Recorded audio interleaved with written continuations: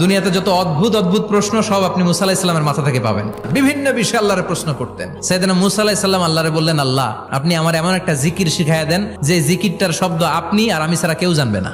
দিনে রাতে সব সময় এই জিকির আমি করব, আপনারে ডাকবো, কিন্তু শর্ত হলো এই জিকিরটা জানবে শুধু আপনি আর জানবো শুধু আমি। আল্লাহ বললেন, মুসা পড়ো লা ইলাহা ইল্লাল্লাহ।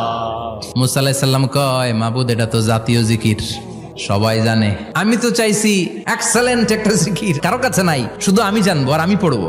আল্লাহ বললেন, মুসা এই লা ইলাহাকে যদি এক পাল্লায় রেখে দাও, তাম বিশ্ব, 7 আকাশ 7 জমিনটারে তুলে যদি তুমি আরেক পাল্লায় রেখে দাও, লা রাজাহাত কাফাতু লা ইলাহা ইল্লাল্লাহ, মুহূর্তের মধ্যে লা ইলাহার পাল্লা ভারী হয়ে যাবে।